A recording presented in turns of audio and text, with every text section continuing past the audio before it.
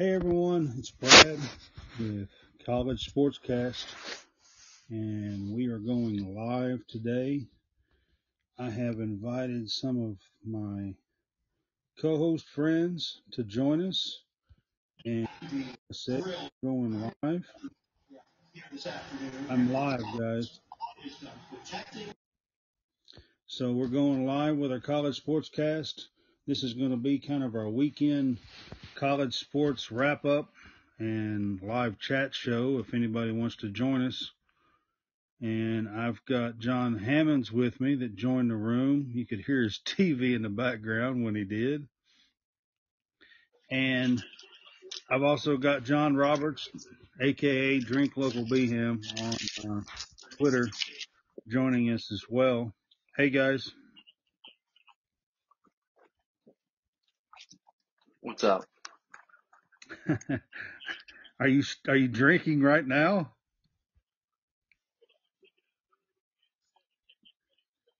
Sound like you's taking a Me? drink. Yeah, sound like you's taking a drink right now. No. Okay, man. So, like I said, we're going to do our weekend college sports wrap up.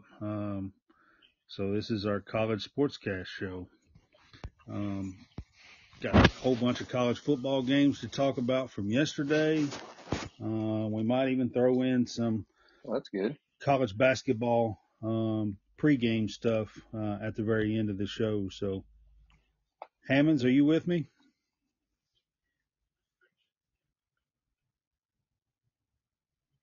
He was on here. I heard his TV. There he is. He's back. Are you on here? He was. It says he's here. I don't know. Anyway, so we'll get started. Of course, the big game yesterday that everybody wants to talk about probably is the Georgia-Tennessee game. Yep. But I honestly think that the Bama-LSU game was pretty big last night too. So I'm going to start with this. I'm back. Okay, I'm going to start with this. Does anybody have bigger balls than Brian Kelly? I mean, seriously. That's a pretty courageous call at the end of that game. Going for two right there at the beginning. Huh? I mean, I'd have done it.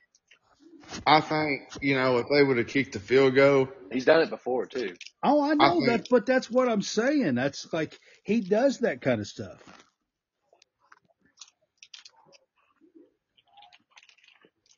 And it paid off. And it paid off last night. I just think if he had kicked the field goal, his chances of beating Alabama in overtime would have been a lot slimmer. Well, I mean, he's at home. He's got the crowd behind him. They were already in overtime. But, I mean, it takes a really courageous call to make that call and to know that you have a play that is going to work against Alabama. No, what I meant, they was in overtime. I meant going forward in overtime is what I meant to say. Yeah, I mean, that was the first overtime, so yeah. But, I just, like, it really takes a lot of courage to do that and know that. And that alone is a team building, like, his players are going to be behind him. You know what I mean? When you go and do that and it works and you win the game against Alabama. See, he did all this stuff back against Florida State. It didn't work. I mean, it worked to some degree, but it didn't work. Obviously, the outcome, they lost. But, I mean, again, it just proves that he still does it. Right. You're right. He did do some calls like that in the Florida State game. Mm-hmm.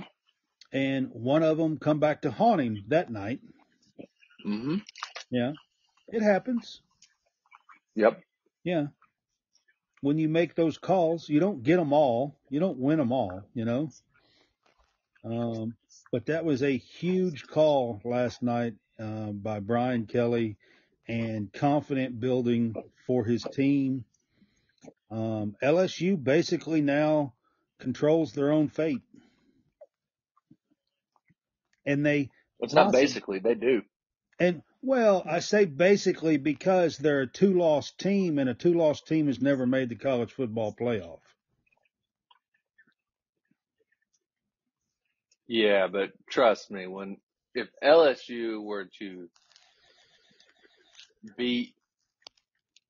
win out and beat Georgia in the SEC championship game, right?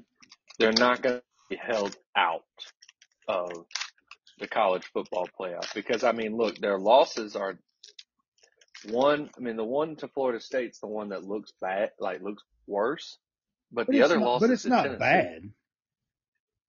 I mean, Florida State's not a terrible team, you know? Right. But, I mean, again, the other losses to Tennessee, which is, a team that will be probably most likely on the outside looking in because if there is a second team that gets in, it's Georgia. It's not going to be a third team that gets in. Right. If in that scenario right there with the if LSU wins out. Yeah, yes. If LSU wins out. Right. If LSU was to win out, then that would leave Georgia as the other possible SEC team and not Tennessee. Correct. Because of yesterday's results. Correct. Right. So, Hammonds, I know you're probably wanting to talk about the Georgia-Tennessee game. I just wanted to open up with LSU and what they did last night. So. No, I mean, y'all can talk and go on. I pretty much given my thoughts on it on Twitter. So. Yeah, we're on live. I thought you might want to do a little discussion on the Georgia-Tennessee game. I mean, it was a big game. I was surprised that Georgia's defense done such a good job against Tennessee's offense. Tennessee's had the best offense in the country all year. And they had it by numbers. I mean, you could just see it. So they had the best offense all year long, I think. And Georgia yesterday shut them down. Yeah, Tennessee has probably, if not the best, wide receiving crew in the country, and Georgia just literally locked them up. Yeah, I mean, they shut them down yesterday. So, and that's a huge, huge feat. I'm not dismissing them at all. They're the number one offense in the country for a reason. They had been all year. So, and they are probably still the best rated, ranked offense in the country even after yesterday. It helped that the weather conditions were pretty bad and were not really conducive for a team that throws the ball a lot. Well, that's probably true. There was a lot of wind. It did help, yeah. But I'm not saying that that's the reason why they lost. I think that obviously, they was already behind 24-6 before the weather started. So. Right. So, like I said, Georgia did what they did, and they were the better team, and they're the team that their defense locked up a really good offense. But like I said, it didn't help that the weather conditions were what they were. I think Georgia pretty much solidified that they're the best team in the country yesterday. Correct. I mean, that's how I feel. Ohio State looked kind of pitiful yesterday. Of course, Georgia beat Tennessee. LSU's got a couple of losses. We've already talked about Bama and second loss yesterday. Georgia. Well, there was a few people last night was even going on about the weather, and I put them in their spot. Yeah, I mean, I agree. The weather had nothing to do with this game, man. Yeah, I agree with that. Clemson, of course, got beat by Notre Dame yesterday. So that was a big loss. Yeah, and that was a big loss for them, and that's going to change the college football rankings. So that helps in my chaos theory. Yes, my chaos scenarios. because you're gonna take some teams out and open up spots. Right. And so chaos is where we just sit there and have as many of these spots open up, and how much we can, how bad could things happen? Like Arkansas beats LSU, right? Because then now we're getting really chaotic, or, Oregon goes down or USC goes down again. So are you telling me you're wanting to see a 2 or 3 loss team get into the college football playoffs? I just want to see if one could get in. I want to see what it would take. Is that what you're telling me? I'm just seeing what it takes to get in, right? So let's test. There's never been a 2-loss team make the college football playoff in the top 4. I mean, we're just talking 4 teams because that's all we've had. Right. I mean, the only 2-loss team to ever win a national championship was LSU back in 2007. Right. Correct. Yeah. And they were almost look, they lost. Who were their losses to? Well, they lost a bad one too. One of them was to Kentucky. Yeah. The other one was Arkansas, right? In my lifetime, it's probably the only team that I can say we beat the national champion. So, well, I mean, the previous 2 years before that, or 2 of the 3 years before that, Auburn had beaten the national champion by beating Florida. Right. Because Auburn beat Florida actually they beat them in. It was that was the Tim Florida Tebow years. And sorry, they beat Florida in 2007, but they beat them in 2008. Or sorry, 2006. And that was the year that they actually won the national championship. That in the same time that they had played Auburn, and so Auburn beat the national champion in 2006. Right. Of course, they beat the national champion in 2017, and I believe also 2017 they had beaten the national champion. So right. I'm just saying, you were talking about the 2007 LSU 2-loss team. One of those losses was to Kentucky. And like I said, in my lifetime that I can recall, that's the only time that a Kentucky fan could say they beat the national champion. Yeah. So yesterday, let's talk about the Big 12 yesterday for a little bit. Hammonds, what'd you think about some of the Big 12 games? I mean, Oklahoma loses at home to Baylor by 3. Kansas won yesterday. Oklahoma State lost again with them, I think. Let's see. TCU, of course, stayed undefeated. What's your take on the Big 12 right now? I know TCU's got the lead and everything, but I'm saying, what's your take on them? Do what now? What's your take on the Big 12 right now? Some of the games that happened yesterday. Well, I'm watching NFL and talking to you all, so I'm TCU's undefeated. We know that. They stayed undefeated. But Kansas won a big game yesterday. They did. Kansas State fell flat yesterday. West Virginia, pretty much, that sealed probably Neil Brown's departure. It probably did. I would think Neil Brown might not make it this week, would be my guess. I'm really shocked that Oklahoma State has fallen off the wagon like they have. They have. Oklahoma State the last 2 weeks has looked terrible. And Kansas State should have won that game last night, I think. Yeah, but they looked terrible last night. So, I mean, it's basically TCU's to lose at this point. It is.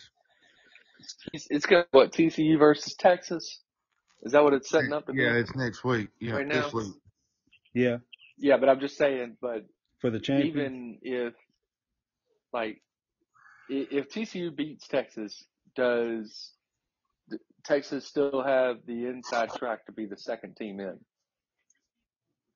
I'd have to look at that, John Roberts. I'm not real sure who, if they lose next week, who would have it. Right. TCU Let me go look at this. TCU and Texas play the 7:30 kick, the prime time, so it's at Texas too. So. And then the Big Ten yesterday, of course, Ohio State didn't look. They were behind against Northwestern. They didn't look all that great. They did win 21-7. Michigan yesterday was behind at halftime to Rutgers 17-14. Michigan State somehow beat Illinois yesterday. And Michigan State has looked and played terrible all season in the Big Ten yesterday. So, those are some of the games yesterday that I noticed. Is there any other Big Ten games y'all want to mention? I know we picked the Iowa and the Purdue game, and I think we all was on the Iowa, so they won yesterday. 24-3. Yeah. I was kind of surprised at Michigan State doing that to Illinois yesterday. I was, just because they haven't played good all year. Mm-mm. Michigan State hadn't. Well, Illinois ain't got a real good offense either. They did have 441 total yards, but Michigan State's defense ain't real good either, though. So. Right. But they only scored, 15, 16 points? Yeah, it was 15. 15, something like that, yeah. So, I mean, I was just kind of surprised at that game yesterday. Pac-12, was there any Pac-12 games, John Roberts, that was worth mentioning from yesterday that you want to talk about? Well, I mean, I guess really just Oregon doing what they do, and Friday night with Washington winning, believe the way that they did, and yeah. Just and a I quick. think with US. Go ahead. Say what? Just a quick update. The Packers lost to the Lions. Thanks, man. So they're officially gone. Thanks, They're done. man. We both appreciate that you would mention something like that when we're talking about our college sports here. Both of us. I know you're a Packers fan. Both of us are, actually. So I was looking up the Big 12 stuff. So Texas actually plays TCU and Baylor 2 of the next 3 weeks. Okay. So those are the 2 teams that are, standing in their way of being in the championship game. Right. So Oregon's Texas, looking like they're putting it together. Yeah. Talking about the Pac-12.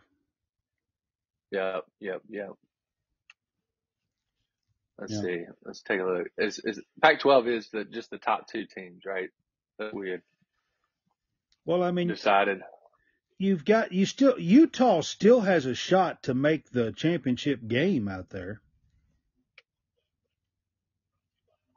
I'm pretty sure, don't they? Don't they still have? There's 3 teams that can make it's Oregon, USC, and Utah that could make the championship game, I think, in the Pac-12. Let me take a look. So, USC in the conference has 1 loss. UCLA has 1 loss. Utah has 1 loss. Washington has 2. Oregon has 0. That's right. In conference. UCLA has a shot too. So, Oregon plays Washington next week. SC plays Colorado, which they should win. UCLA plays Arizona, which they should win. Utah plays Stanford, which they should win. So now there's 4 teams counting UCLA that still have a shot. Yeah, so let's see. Utah beat USC, right? That was USC's one loss. Yes. Correct? Right. Okay. So then UCLA, their loss came to, I'm trying to think who their loss came to. They lost to Oregon, right? They lose to Oregon? Yeah, that makes They sense. lost to Oregon. Okay. Just trying to put everything together here. Yeah, a couple of weeks back, they lost to Oregon. Yep. So. But I'm just saying, those are the teams that have a shot of still making the championship game out there. Yep. Yeah. ACC. That's right. Kind of, with Clemson's loss yesterday, kind of opened up a little bit. I mean, North Carolina still has a shot at winning the ACC. They have one loss now, so does Clemson. The ACC? Yeah, and they're ranked number 15 in the country now. So yeah, I mean, and they still have a shot at winning the ACC. So that kind of opened things up. Yesterday, there was some point spreads come out today for the SEC, and these are some weird ones. I'll be honest. Georgia's only a 16-point favorite at Mississippi State. Alabama's a 12-point favorite at Ole Miss. LSU's a 2 over Arkansas. Missouri's only a 20-point underdog at Tennessee. Right. I think some of that has to do with the fact that Missouri's defense is pretty good. It is. And South Carolina. In the ACC, it's all but clinched between Clemson versus North Carolina. I think they're basically all they got to do is win one more game, and I think they've clinched. I think it's down to those two teams. They're both undefeated. Yeah, they're both undefeated, and the next two teams have 2 losses within conference. Right. So you're looking at Clemson versus North Carolina in the championship. Right. Yeah, I think it's down to those two teams. I'm pretty sure. So. And. Yeah, it is. It is. Hammond's, the Missouri team, I mean, yes, their record doesn't show, but I mean, hell, Georgia just beat them 27-22 and had to come back from behind to beat Missouri at Missouri. And that was Georgia. Yeah, and you got to consider Kentucky's offense is atrocious.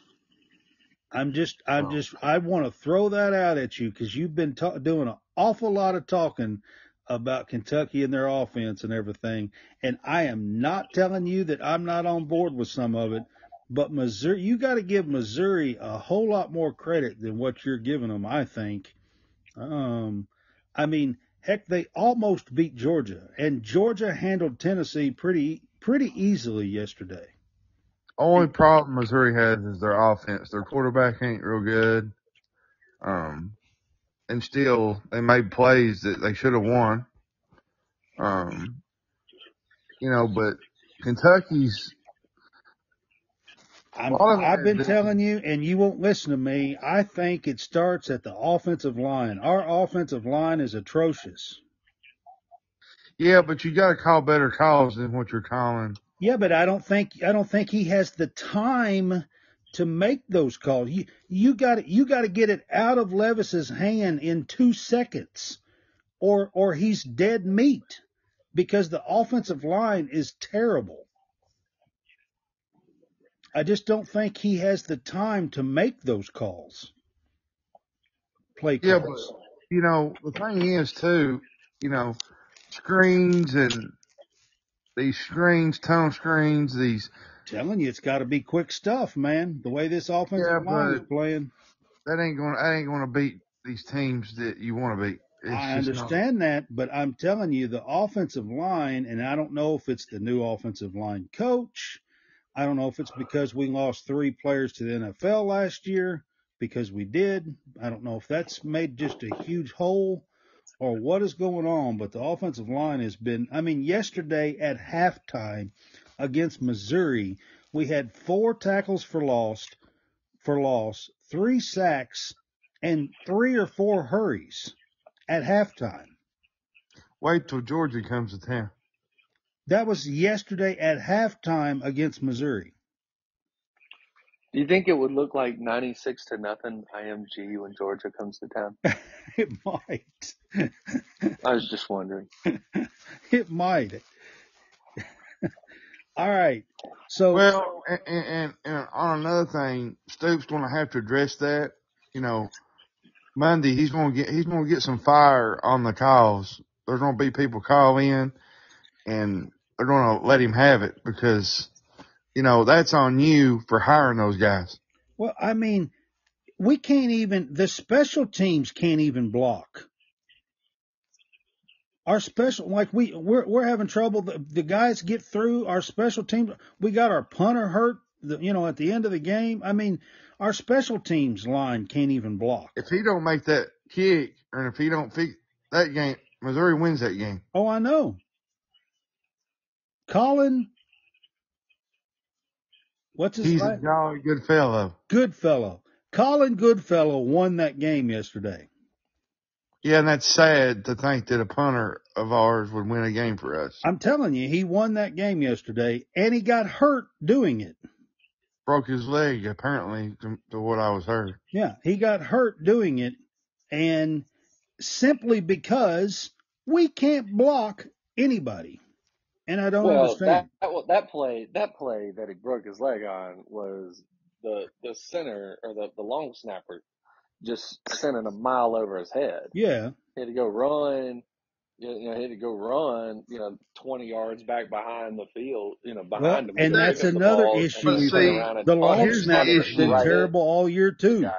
So. But here's the issue, though. It shouldn't be this hard to block 8 games into the year. Right.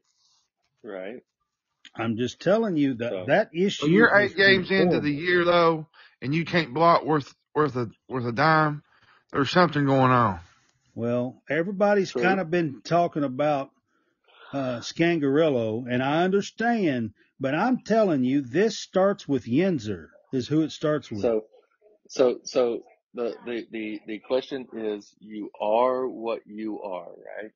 And we are what we are. We have no offensive line that can block anybody.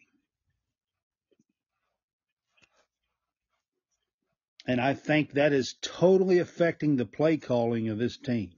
That's what I see. So what have they done? What have they done to try to get around it? They're running screens and quick plays and trying to draws up the middle, stuff like that. Quick passes to the outside, right? Yeah. That's what they're doing. See, if we could hit those passes, if Auburn could hit those passes, they'd be dangerous because they're having the exact same issues. Offensive line's not good.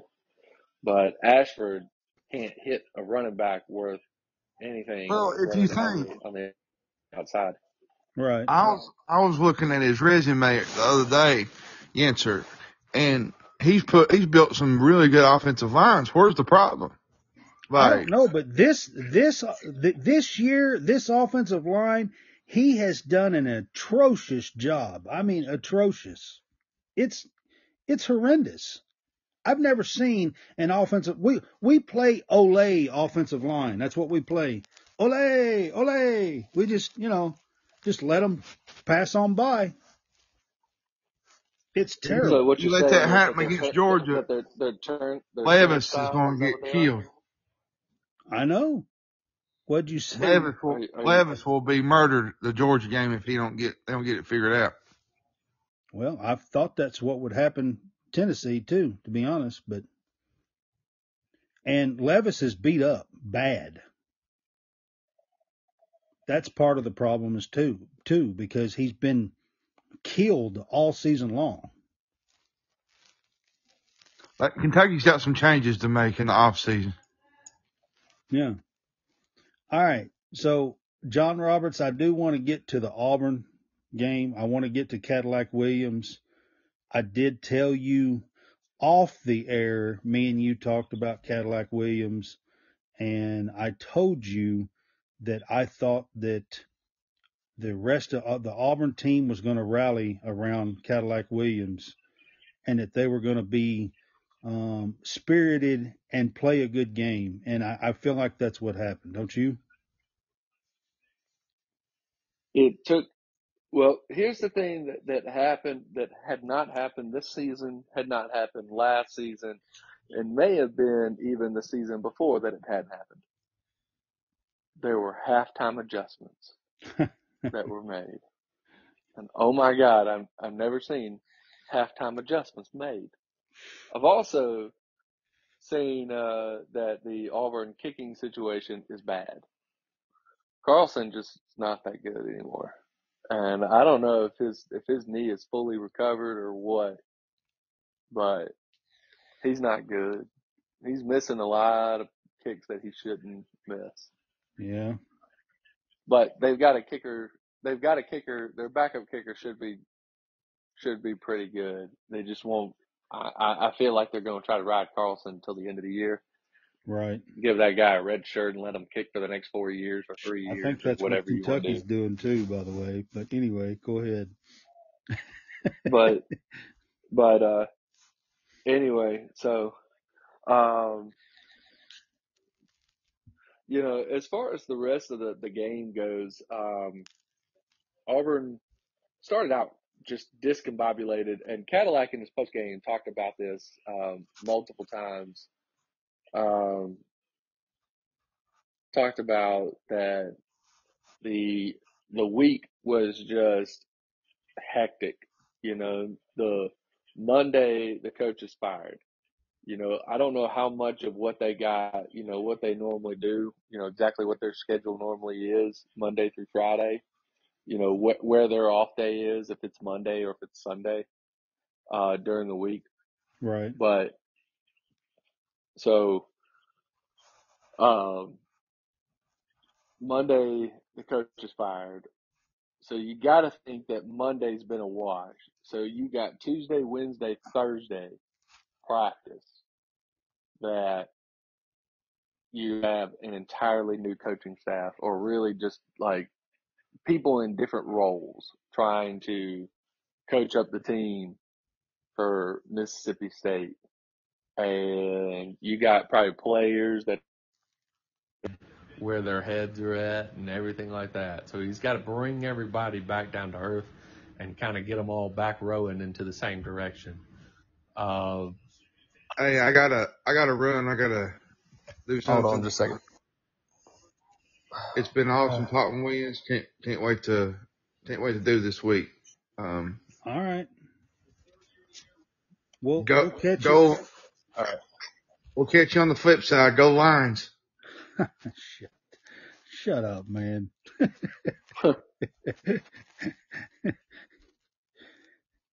That was weird. My earbud got kicked out during that whole little exchange. But anyway, I mean, in all honesty, the whole week was a lot like what the first half looked like. Just the fact that it was all over the place. The defense wasn't in the right place. Nothing seemed to be working, and it was really happening early. From the first quarter and the first part of the second quarter.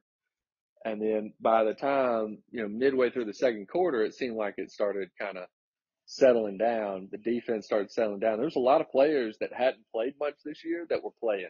Yeah. Well, I mean, I was mainly talking about just them rallying behind him. Auburn has played really good first half. And I'm kind of getting to that right there. And like I said, that's something that, I don't know if that was by design or if that was something that was by necessity because of either players that have been hurt or have been, there were some players that didn't travel this weekend. TJ Finley was one of them. Right. So don't know if that was, if some of these players that were playing that I hadn't seen, on the field this year, if that was again by design or by necessity, but I'm going to go with that some of it was a little bit of both because of the fact that I just have this feeling that Harsin was unwilling to play several different players. I think we rotated some of the D line a lot more than, Harsin was doing. So, and I feel like that was kind of helped them out in the second half. There's a lot of things that happened that I don't think were happening, with the previous, with the previous, staff, that was happening just with Cadillac and Zach and Wilfriend and Schmedding. So I feel like that, just wait and see what happens when you have a full week. Right. And absolutely. I want to see what they do with the full week because, again, it's a very winnable game next week. Who do y'all play next week? A&M. A&M. At home. A&M has fallen off the cliff. Home night A&M. These are all things that they could push for an Auburn victory next week. Yeah. Now they did not have their freshman quarterback this week because he was out sick with the flu. I wouldn't mind if he was still sick next week, but I'm just going to tell you straight up, I'm pulling for you guys, so I'm pulling for Cadillac Williams. He'll be a lot better than King or Johnson. I think Johnson's still hurt, but he'll be better than King. Yeah. And we'll have to see, exactly what happens next week and, who all is playing. But they had about 3 or 4 guys that didn't play this past week. And I don't know if it was all due to everybody being sick or what the deal was, but they had about 3 or 4 guys, including, like one of their offensive linemen, their starting quarterback, and a couple others that didn't play due to, whatever this week. Well, I know it's just one game in, and I know that y'all didn't win. You got close. You was leading in the fourth quarter there. They forced overtime. Yeah. So I mean, they got close and everything. Overtime, which is something that's right. But I did want to ask you this: Is there a chance that Auburn found their coach? So do you think there's a chance that they could keep Cadillac Williams as their coach? I mean, there is always that chance, okay? And I'm not going to say that that's not a realistic possibility, but I'm also going to tell you it's not a realistic possibility. Mainly just because of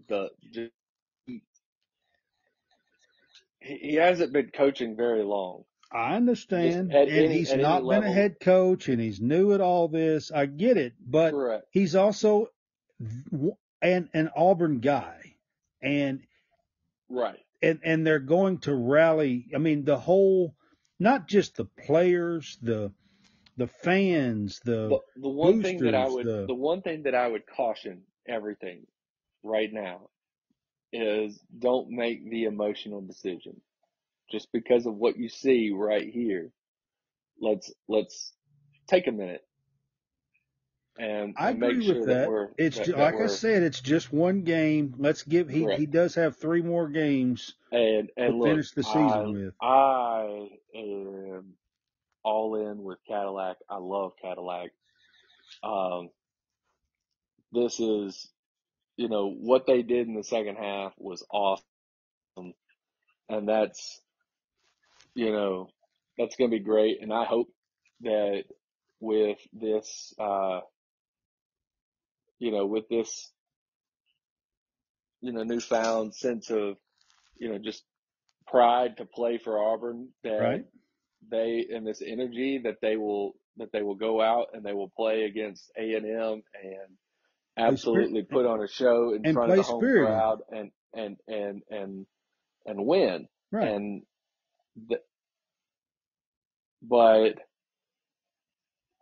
I'm not 100% sure if he is the answer long term. I got you. Definitely the answer right now.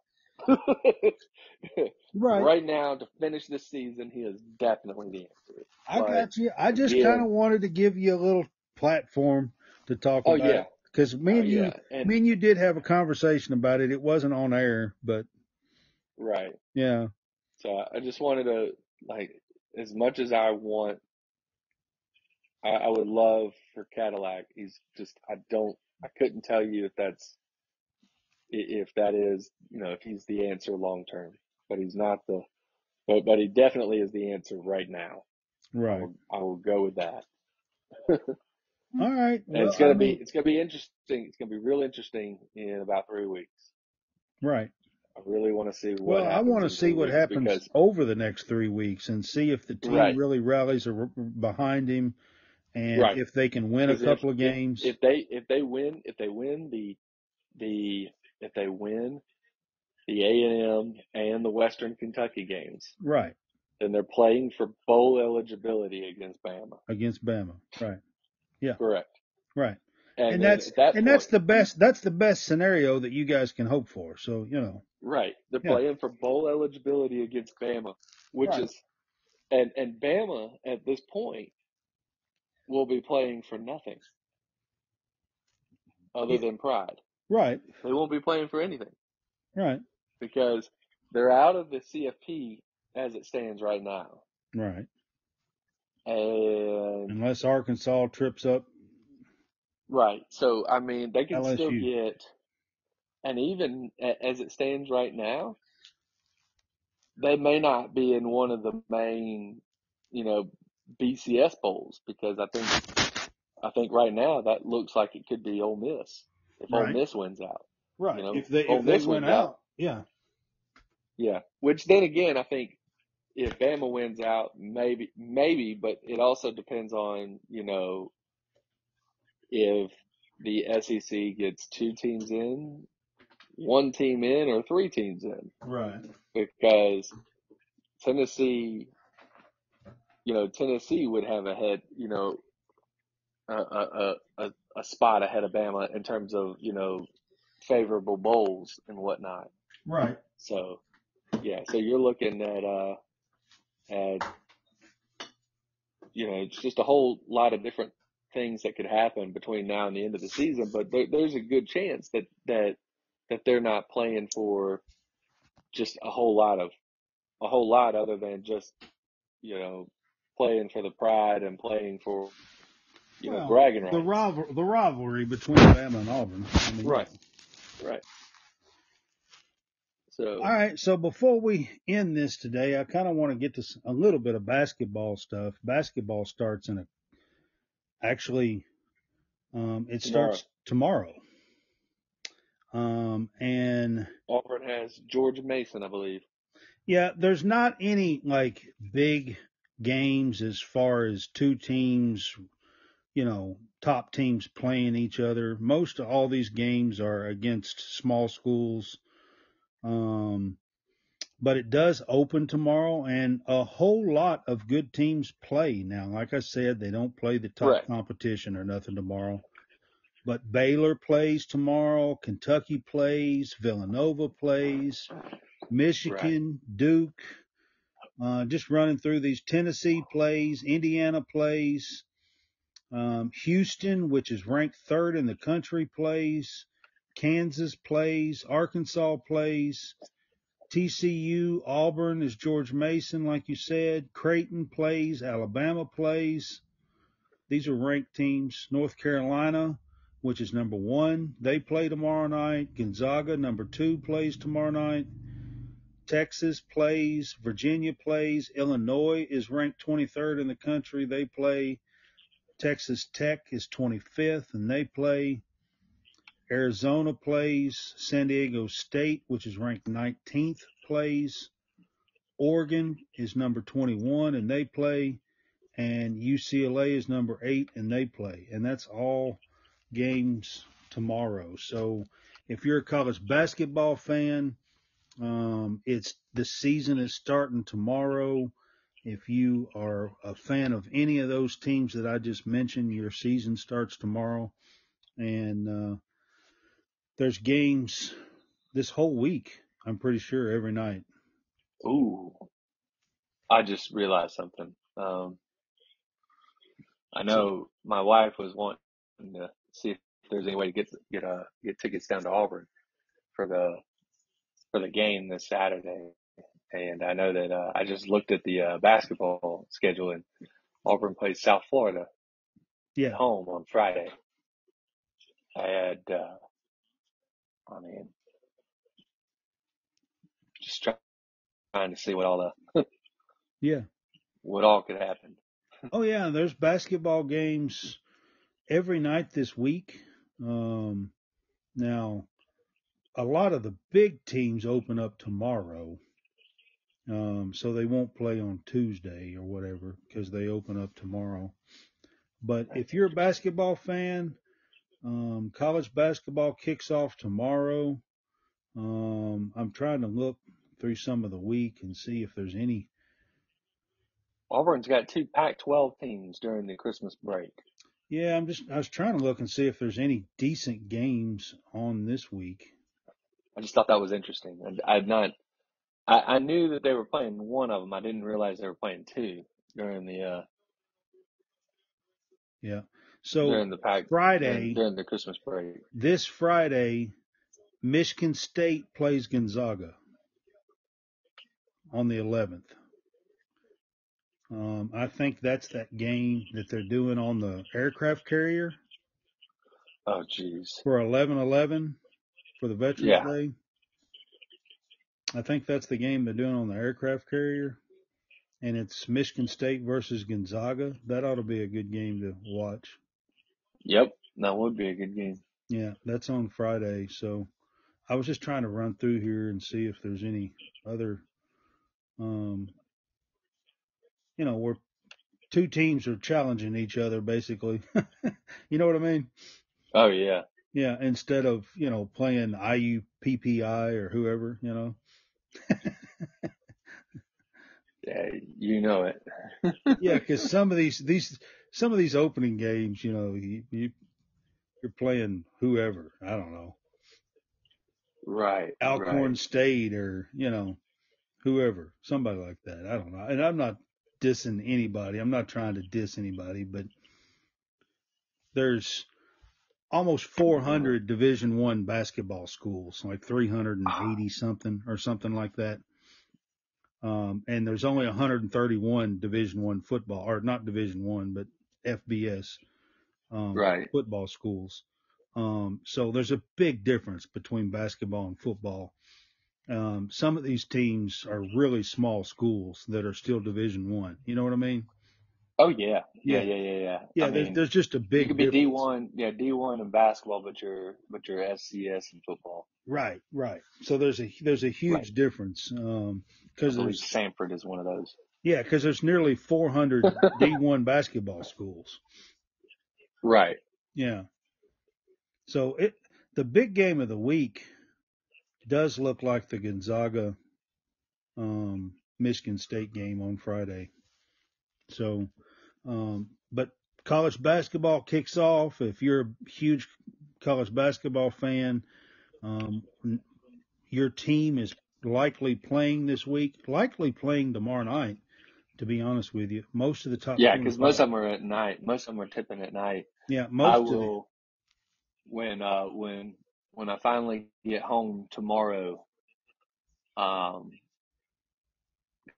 my daughter's got gymnastics. When we get home from that, I will throw up the quad screen and have nothing but basketball going on. Yeah, so the first game of the day tomorrow is actually Baylor against Mississippi Valley State, and it comes on at 11 a.m. in the morning, Central Time. Yeah, I'll be at work. So yeah, I will too. I won't see it. But, I mean, that's the actual tip-off of college basketball. And then the rest of the games are all like 5:30, 6, 7 o'clock, 8 o'clock for tomorrow night. The last game of the day is the Oregon and UCLA game, and they are Central Time is 9 and 10:30. And they don't play each other. They play different. Oregon plays FMAU, and Sacramento State plays UCLA. So there's no real big rivalry game or nothing going on yet. So it's all a bunch of just kick the season off, get you an easy win, and that's the idea. Yeah, who was the one that was on Friday night you were talking about? It was Gonzaga? Gonzaga and Michigan State. Michigan State, Gonzaga. I'm not seeing it. I don't know why I'm not seeing it. It is on 11/11. It's on ESPN at 5:30. What? Oh, it's at 5:30. Well, that's the reason why I'm not. Yeah, it's on ESPN. Aha, yes. It's on ESPN USS at 5:30. Abraham Lincoln. Yeah, that's the one that's on the aircraft carrier. Yep. Yeah. I see that now. Yeah. I'm looking at it now, and I was trying to find it just to confirm that, but yeah, that's the big game of the week. It looks like Michigan State and Gonzaga. So I was just trying to run through the week. I was looking at each day. But like I said, your team probably, if you're a fan of college basketball, probably kicks off, and they likely play tomorrow night. If not, they definitely play sometime this week. About everybody's going to play a couple of games this week.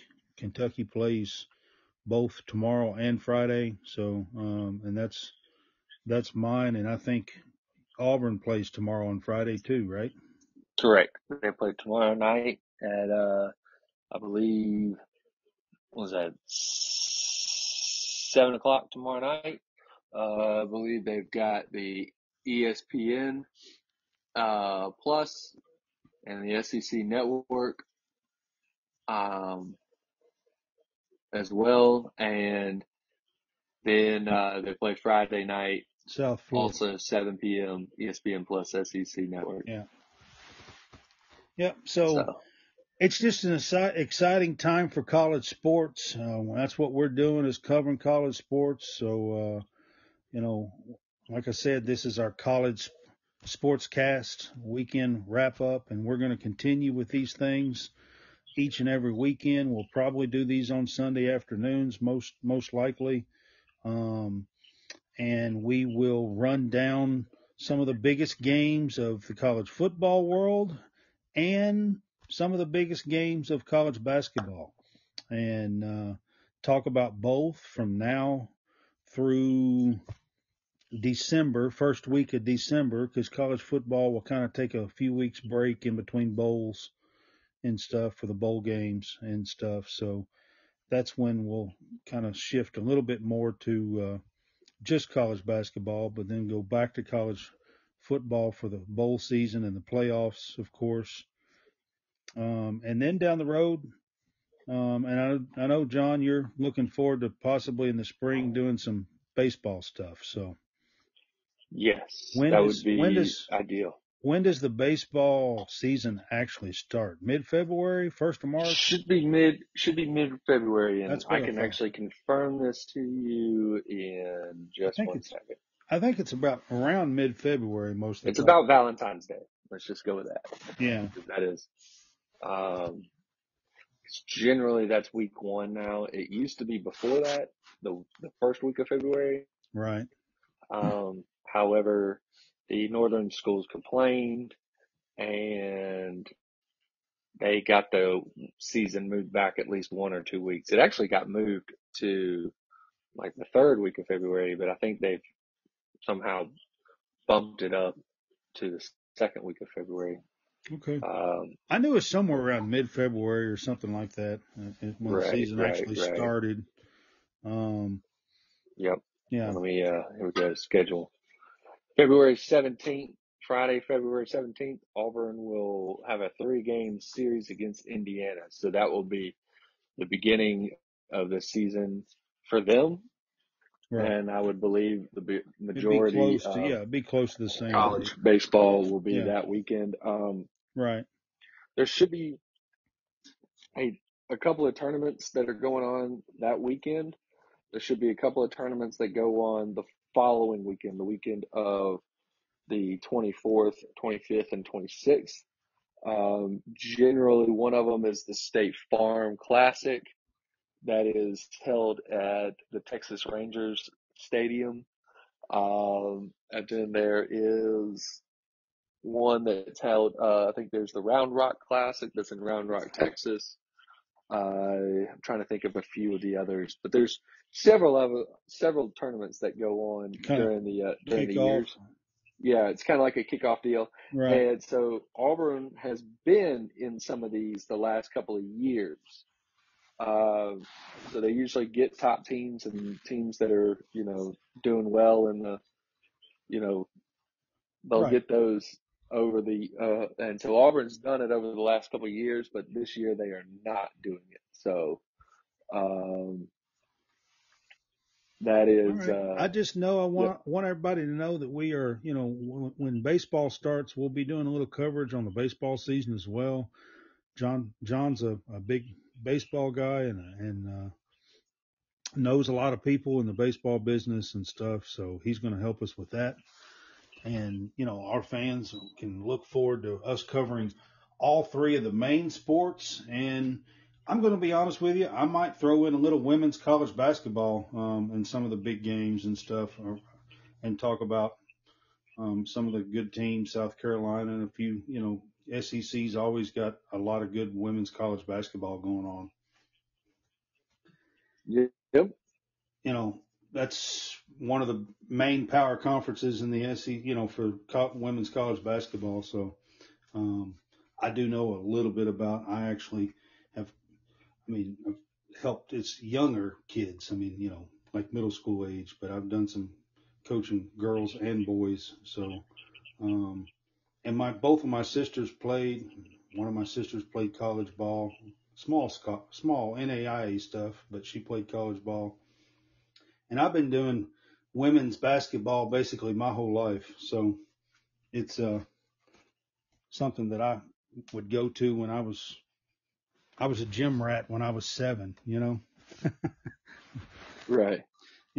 So we're going to try to do a little bit of coverage of all the stuff, and we may touch on soccer and a few other things as well. And we're going to try to cover all college sports and do a little bit of everything. So we've been on for almost an hour, and if hopefully somebody will catch us as we start doing this more and more often. And if you're on with us or listening to this, we want you to share it, like it, follow us, rate us, tell everybody at work, tell your friends, your family, tell people about us. We'd love to have you on. We're going to be announcing some team affiliation soon. We got some stuff lined up. We're just trying to work out all the little details, and we've got some Final Four tickets to give away for next year to Houston, and we're going to be ramping that up and doing that. We're doing a keyword that you listen and then say that keyword in a comment, and we're going to be doing more of that as well. And just got a lot of exciting things going on, don't we? So that's where we're at, and we appreciate you being on. We're going to wrap this up. John Roberts, I appreciate you being on with me, man. Yep. All right. We'll catch you probably Tuesday night if you be our next show. We'll do our pick six, no fly zone, and probably do a little basketball that night as well, because these first games will have kicked off. So we can review the first slate of games. Right. Yeah. We can review the first night of games on Tuesday night. So where all the big teams will have won because they play teams that should not beat them. Right. Yeah.